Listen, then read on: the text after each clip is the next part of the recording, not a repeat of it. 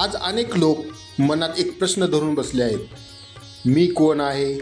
माझी पात्रता काय? देव माझ्याकडे का पाहिल? आपल्याला वाटतं मोठं ज्ञान हवं, मोठी तपश्चर्या हवी, मोठे नियम पाळावे लागतील, तेव्हाच देव आपल्याकडे पाहिल. पण संत तुकाराम महाराज हा सगळा भ्रम दूर करतात. ते सांगतात, देवाला तुमचं पद, रूप, विद्वत्ता नाही, तर तुमचं मन लागतं. तर तुकाराम महाराज या अभंगामध्ये तुम्हाला सुंदर उदाहरणासह सांगतात की गवळियांची ताकपी रे कोण पोरे चांगली, एवढा त्यांचा छंद देवा, काय सेवा भक्ती ते, काय उपास पडिले होते कन्या बहुते विदुरांच्या, तुका म्हणे कुब्जा दाशी रूप राशी. तर तुकाराम महाराज सांगतात, गवळणबायाने कृष्णाला काय दिलं? ताक, लोणी, मातीची भांडी.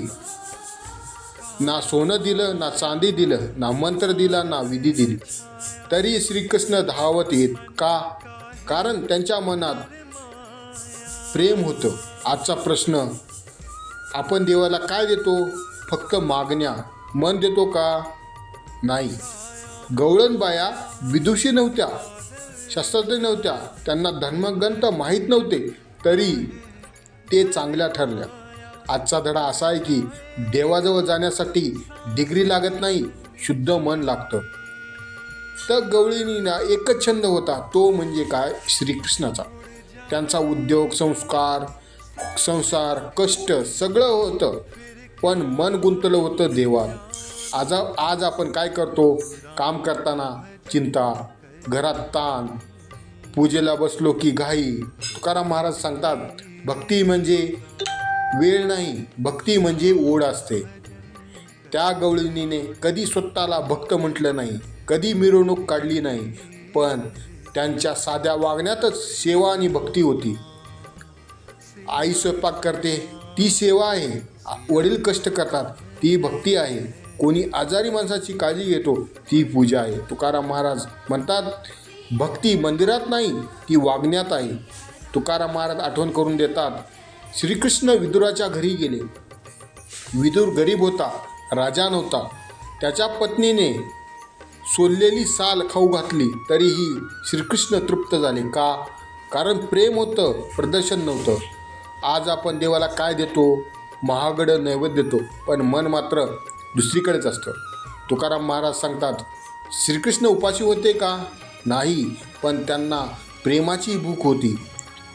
देवाला तुमचं वैभव नको, तुमचा अहंकार नको, तुमचं शुद्ध भाव हवं. रूपाने कुरूप, समाजाने हिरवलेली दाशी कुब्जा, पण तिने कृष्णाला खऱ्या भावाने अत्तर लावलं.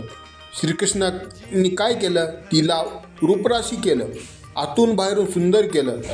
तुकाराम महाराज सांगतात, देव माणसाचं बाह्य रूप नाही, तर अंतःकरण बदलतो.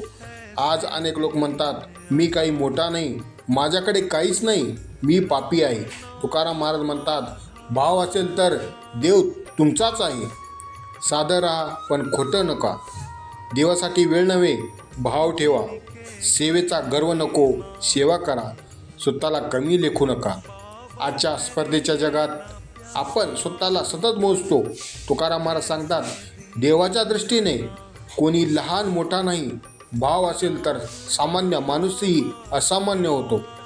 आपल्याला एक गोष्ट सांगतात, तो तुमच्या साधेपणात आहे. गवळणीच्या ताकात, विदुराच्या सालात आणि कुब्जेच्या अश्रूमध्ये देव दिसतो. देवाला मोठी भक्ती नको, खरी भक्ती हवी. जय जय श्री राम कृष्ण हरी.